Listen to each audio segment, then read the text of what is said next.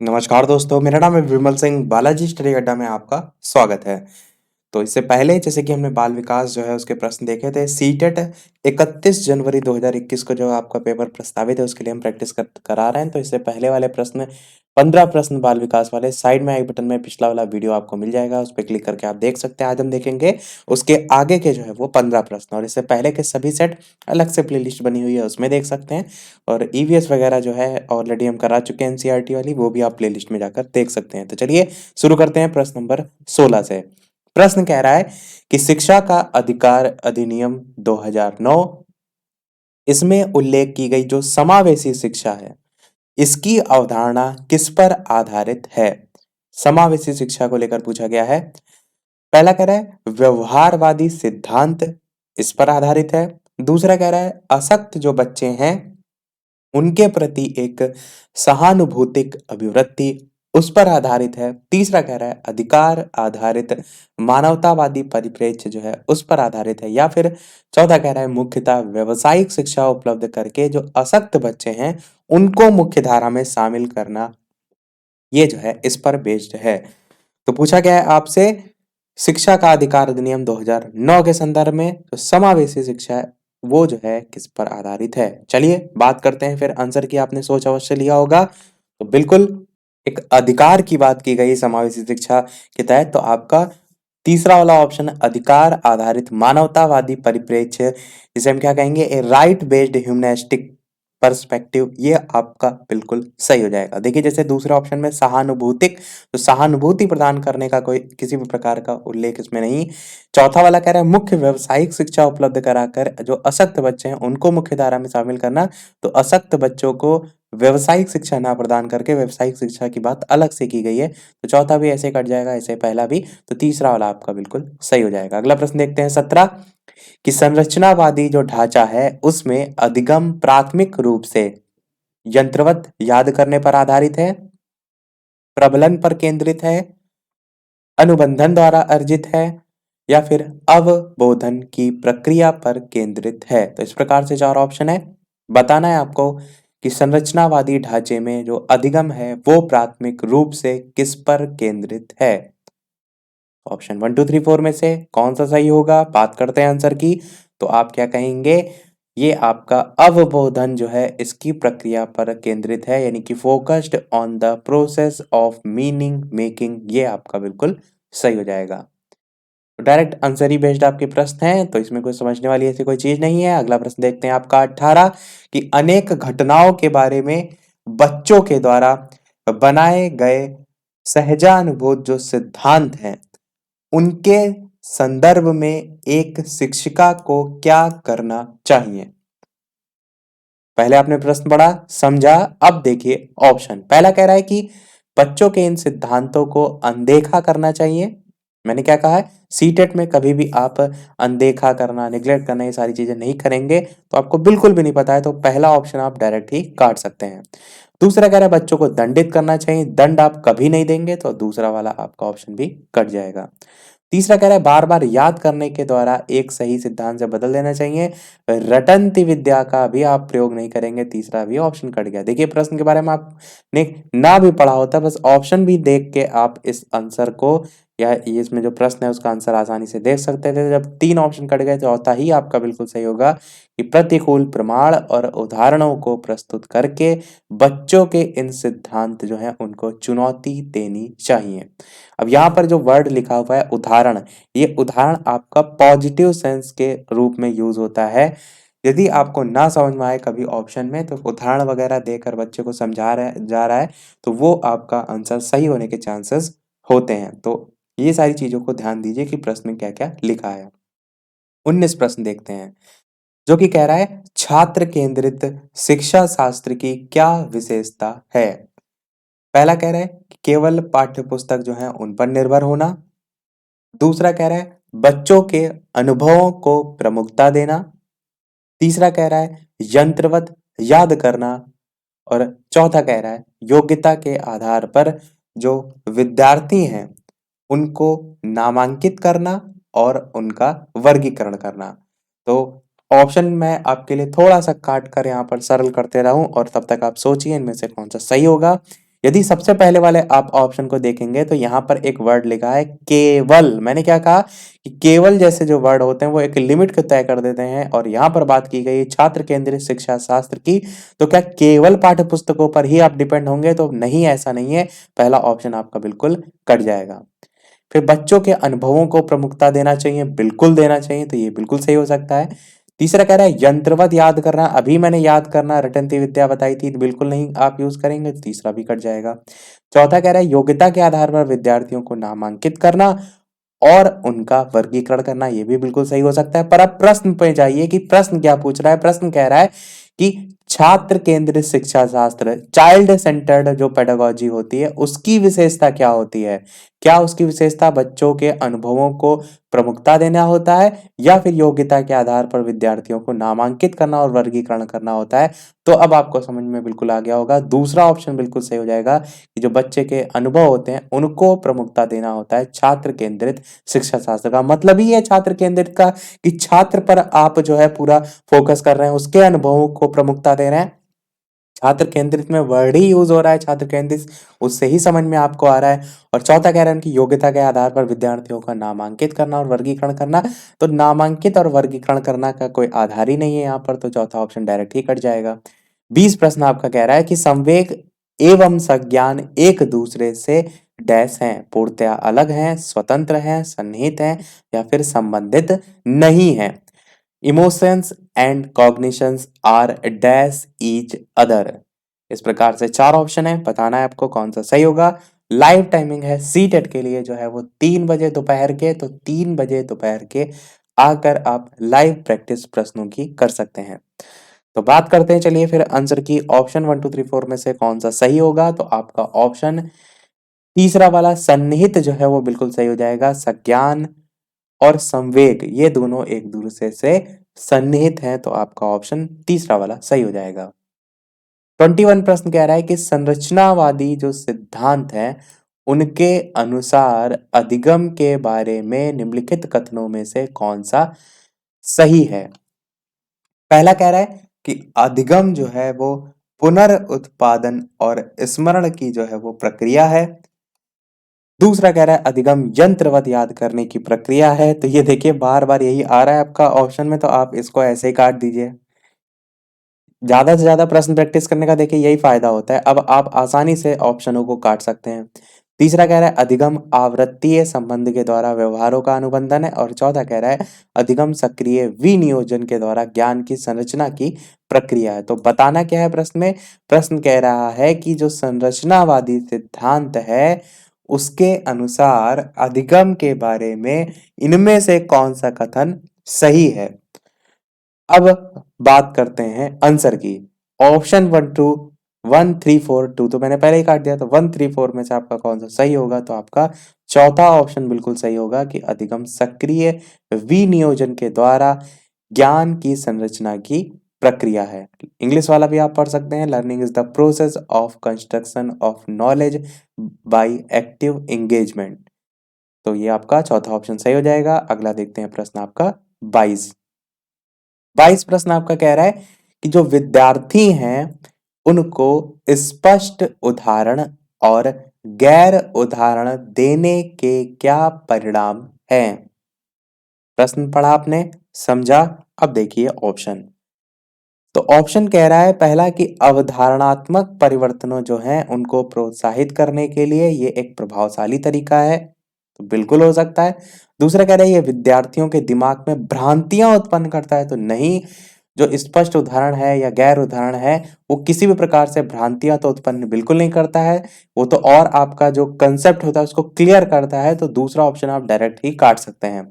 तीसरा कह रहा है ये अवधारणाओं की समझ में अभाव पैदा करता है, तो ये भी आपका बिल्कुल गलत है। इससे मैंने ही बोला कि अभी ऊपर वाले ऑप्शन में कि तो और ज्यादा क्लियर कंसेप्ट करता है, तो अभाव की बात ही नहीं आएगी। चौथा कह रहा है कि ये अवधारणात्मक जो समझ है उसकी बजाय कार्य विधिक या प्रक्रियात्मक ज्ञान पर ध्यान केंद्रित करता है, तो ये ऐसा भी नहीं है। आपका चौथा भी ऑप्शन कट जाएगा, बचा पहला ही ऑप्शन, पहला ही सही होगा कि अवधारणात्मक परिवर्तन जो है उनको प्रोत्साहित करने के लिए ये एक प्रभावशाली तरीका है। तो आपका सही हो जाएगा पहला ऑप्शन।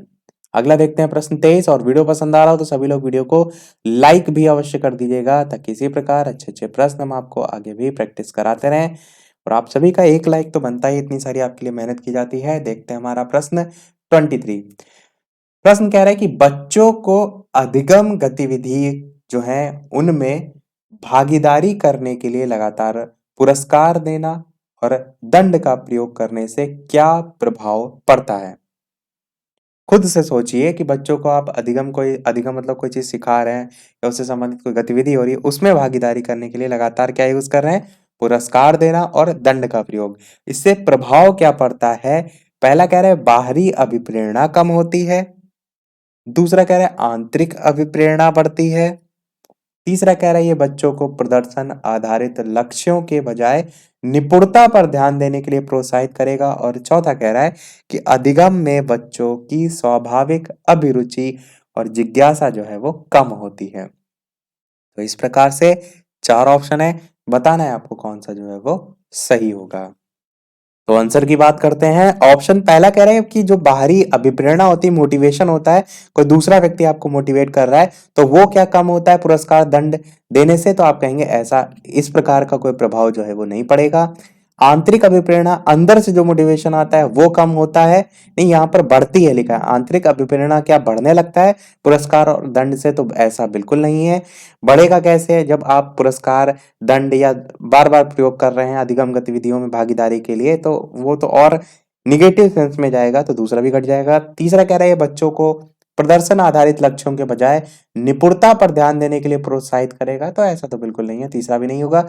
चौथा बचा, यही बिल्कुल सही होगा कि अधिगम में बच्चों की जो स्वाभाविक अभिरुचि होती है और जो जिज्ञासा होती है वो धीरे-धीरे कम होने लगती है, जब हर चीज के लिए आप पुरस्कार देना और दंड का प्रयोग करेंगे या अधिगम गतिविधियों में भागीदारी के लिए इनका यूज करेंगे।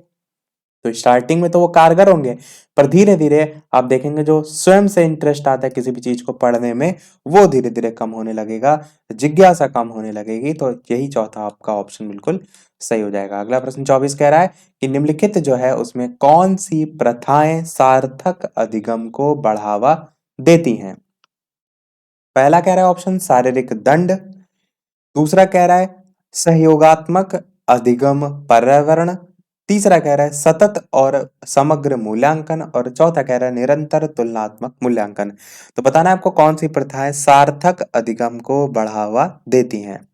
पहला दूसरा, दूसरा तीसरा, या फिर पहला दूसरा और तीसरा, या फिर दूसरा तीसरा और चौथा। इस प्रकार से आपके अलग अलग ऑप्शन दे रखे हैं, बताना है आपको कौन सा सही होगा। तो चलिए बात करते हैं फिर आंसर की। ऑप्शन 1 2 3 4 में से तो बिल्कुल आपका ऑप्शन दूसरा वाला यहाँ पर सही होगा, यानी कि दूसरा और तीसरा बिल्कुल सही है। सहयोगात्मक अधिगम पर्यावरण और सतत और समग्र मूल्यांकन, ये दोनों आपको सार्थक अधिगम को बढ़ावा देती हैं, जबकि शारीरिक दंड आपका बिल्कुल नहीं देता है। और निरंतर अगर आप तुलनात्मक मूल्यांकन करेंगे तो ये भी आपका नहीं देता है। इसीलिए जो मूल्यांकन होता है आप देखिए, उसे लगातार ना रखकर बीच-बीच में जो है यूज़ किया जाता है। और तुलनात्मक कंपैरिज़न तो वैसे भी आपका नहीं होगा। तो 25 आपका प्रश्न देखते हैं अगला, कि शिक्षक बच्चों की जटिल अवधारणाओं की समझ को किस प्रकार सहज कर सकते हैं? एक व्याख्यान दे करके, या प्रतियोगितात्मक जो अवसर हैं उनकी व्यवस्था करके, या फिर बार-बार यांत्रिक अभ्यास के द्वारा, या फिर अन्वेषण और परिचर्चा के लिए अवसर उपलब्ध करा के। तो बताना है आपको ऑप्शन 1 2 3 4 में से कौन सा जो है वो सही होगा। प्रश्न कह रहा है कि जो शिक्षक हैं वो बच्चों की जटिल अवधारणाओं की जो समझ है उसको किस प्रकार सहज कर सकते हैं? बात करते हैं आंसर की। ऑप्शन 1 2 3 4 में से तो एक व्याख्यान से तो केवल ये चीज हो पॉसिबल नहीं है। प्रतियोगात्मक जो अवसर है उनकी व्यवस्था से इसका नहीं है होगा। बार बार यांत्रिक अभ्यास तो आपका बिल्कुल गलत होगा। चौथा कह रहा है अन्वेषण और परिचर्चा, यही आपका सही होगा कि अन्वेषण और परिचर्चा के लिए अवसर उपलब्ध कराकर आप शिक्षक जो है ये बच्चों की जो जटिल अवधारणा है उनकी समझ को सहज कर सकते हैं, सरल कर सकते हैं, उनको समझा सकते हैं। किसी भी प्रकार से आप इस चीज को कह सकते हैं। 26 प्रश्न देखते हैं कि एक प्राथमिक विद्यालय की अध्यापिका बच्चों को एक प्रभावशाली समस्या समाधानकर्ता बनने के लिए किस प्रकार से प्रोत्साहित कर सकती है। दो चीजें ध्यान देने वाली है, यहाँ पर पहला प्राथमिक जो स्तर है उसकी बात की जा रही है और दूसरी यहाँ पर बात की जा रही है एक प्रभावशाली समस्या समाधानकर्ता बनाने के संदर्भ में। तो उसके लिए किस प्रकार से प्रोत्साहित कर सकती है अध्यापिका। पहला कह रहा है ऑप्शन की प्रत्येक छोटे कार्य के लिए भौतिक पुरस्कार देकर। देखिए पुरस्कार एक बार, दो बार, तीन बार तो अच्छा होता है, पर प्रत्येक यहाँ पर लिखा है ना, प्रत्येक कार्य के लिए आप देंगे तो बस वो वहां पर गड़बड़ हो जाएगा, तो पहला ऑप्शन आप काट दीजिए। दूसरा कह रहा है कि केवल प्रक्रियात्मक ज्ञान पर बल या महत्व देकर, तो मैंने क्या बताया, जहां पर आपका केवल लग गया ये लिमिट तय कर रहा है क्या केवल इसी पर ही बल देकर ये चीज हो जाएगी, तो ऐसा नहीं है, बहुत से अन्य भी तत्व शामिल होते हैं। दूसरा भी आपका ऑप्शन कट जाएगा।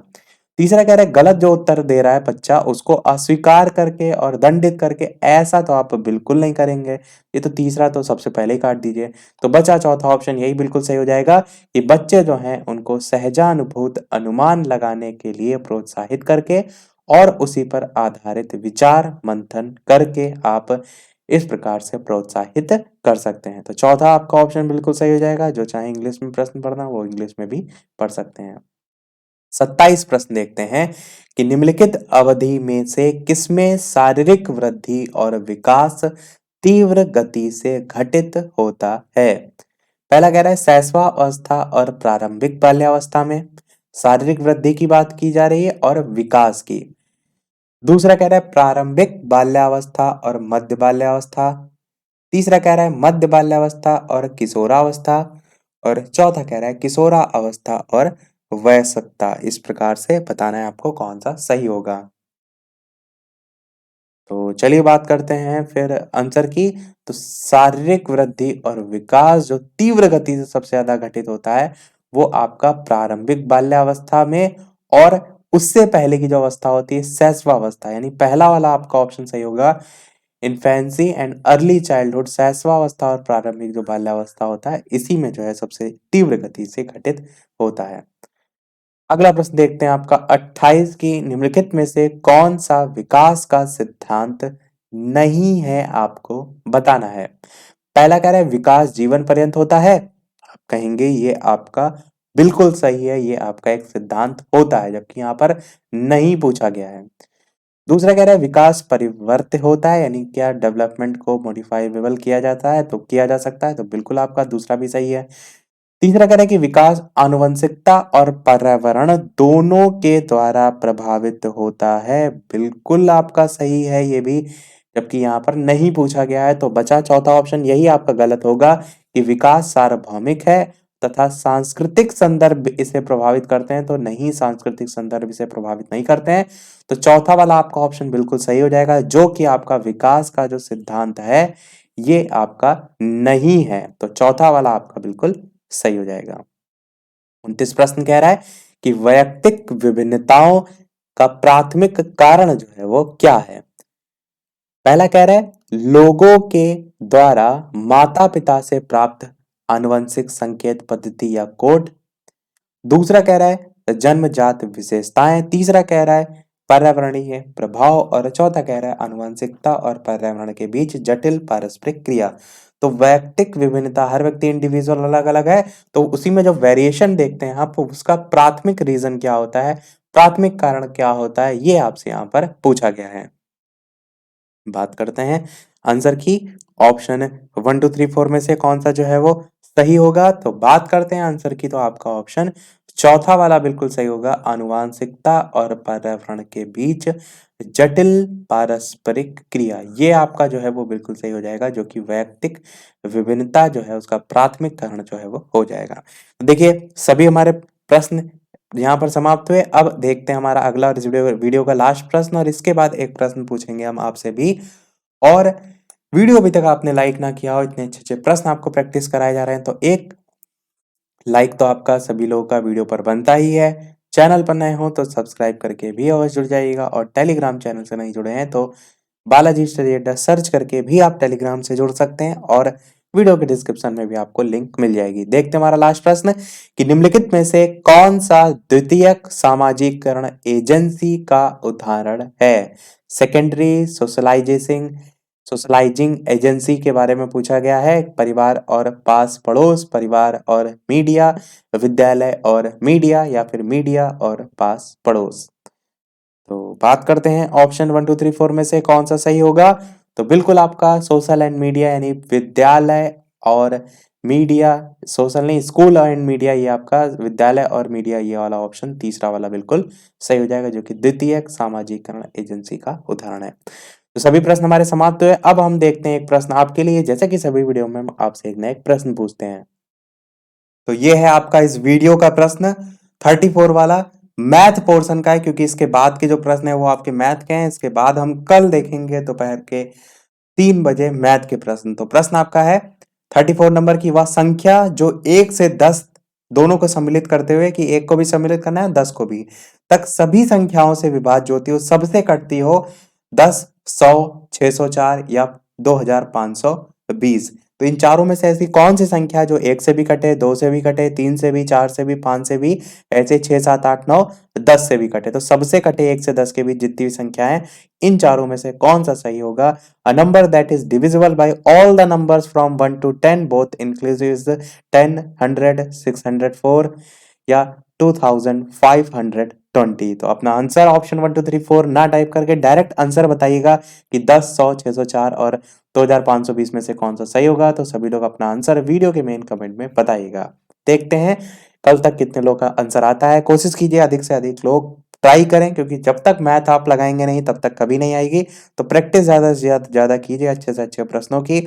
आज के वीडियो में इतना ही, मिलते हैं फिर अगले वीडियो में एक नए प्रैक्टिस सेट के साथ। वीडियो पसंद आया हो तो लाइक अवश्य कीजिएगा, चैनल पर नए हो तो सब्सक्राइब जरूर कीजिएगा। तो तब तक के लिए नमस्कार, थैंक यू फॉर वॉचिंग।